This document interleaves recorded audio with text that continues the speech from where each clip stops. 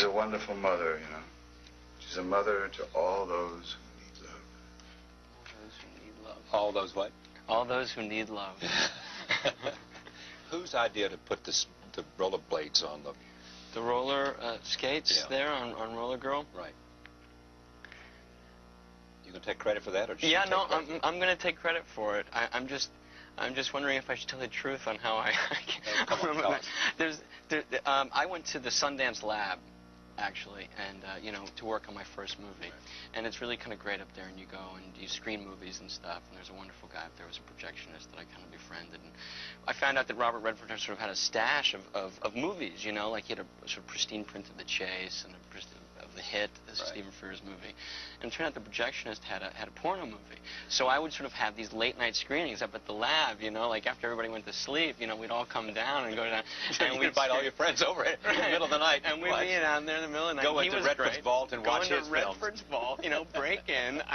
He was going to kill me, but I hope he's watching. Yeah, break in, you know, and kind of screen these movies, and you know, went through all the good stuff, The Wizard of Oz, you know, the last reel of The Wizard of Oz and The Chase, and got to this porno movie where it was just this girl roller skating around and stopping and looking in windows, you know, and she'd watch a couple have sex and then roller skate to the next, and I just said, well, Roller Girl is born. Roller Girl is born.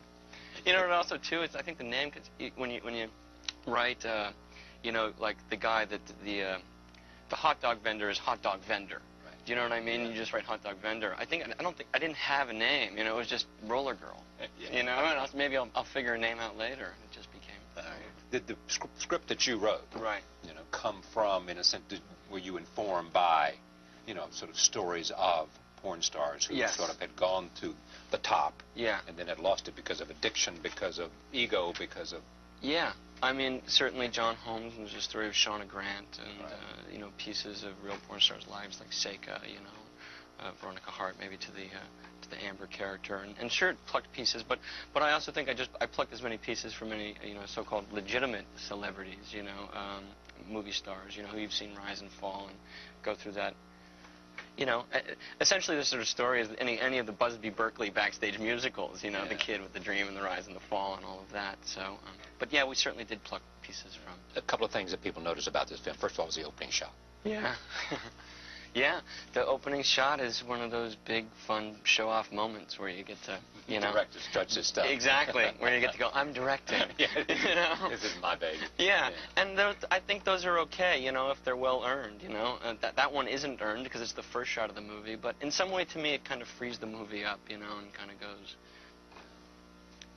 have fun, you know, and this is going to be a long, winding ride, you know? And they're really fun to do. These long, complicated tracking shots are really fun to do. There's something great. I think the actors love them. You know, movie acting is so sort of pieced up and chopped up, you know, that they don't really get a chance. Very rarely is action called, like kind of like being on stage. Action is called. You know, the curtain comes up, and like 3 or 4 minutes later, their scene happens. You know, which is kind of fun for them. You know, to really act something through and let it breathe and let it happen. I read somewhere that the films you love, Nashville, yeah, Robert Altman. Yeah. Goodfellas. Yeah. Martin Scorsese. Yeah. Jonathan Demme. Yeah. He's the best. David Mamet. Sure. Yeah. Quentin Tarantino's not in there, but might as well be included in that group, or not. No, I think he's a wonderful filmmaker. I mean, he just didn't inform your life or your ambition, your desires. Not really, but certainly, you know, the success of Pulp Fiction helped a lot of people get movies made. A lot of people, you know. So in that regard, certainly. It said something new, something different, something that feels something special. That made a lot of money, that didn't cost much and was different. And, you know, that's a big deal, you know, and it's great. I'm fascinated by you and the way you, I mean, you seem like a kid. How old are you? I'm 27. And here you are 27 years old, and you've got a big movie, yeah. that everybody's talking about. You have wanted to do this since you were how old? Born. I can't remember. There's only one other thing that I wanted to do, and I thought I wanted to be a boxer, but that was because I saw Rocky, yeah. And my dad said, I don't think you want to be a boxer. Yeah. You want to be like Rocky? I said, I want to be like Rocky. He said, maybe you want to be an actor or a writer or a director or something like that. I said, yeah, that's right. Yeah. But you didn't really want to act at all, did you? No. You've never wanted to act? No. Because It's too hard. And you respect it. Yeah, it's the hardest job in the whole world, I think, you know, and I don't know how they do it. I really don't, you know. That's why I just sit back and just let them do it. And I have too many friends who are actors who would really kill me if I ever tried, you know. I would really be killed. You dropped out of school Hmm. because all you wanted to do was to learn how to make movies. Yeah. That seems to me the only way to go, you know. I mean, film school was never an option. It seems to me to be a waste of time and a waste of money, in all honesty, really. I mean, certainly I had a leg up in that I was born and bred in Los Angeles, where, you know, to get a job on a film set is, you know, just as easy as, you know, I don't know. And in Detroit, getting a job working for an auto Exactly. So I did have a leg up there, you know. It surrounds you.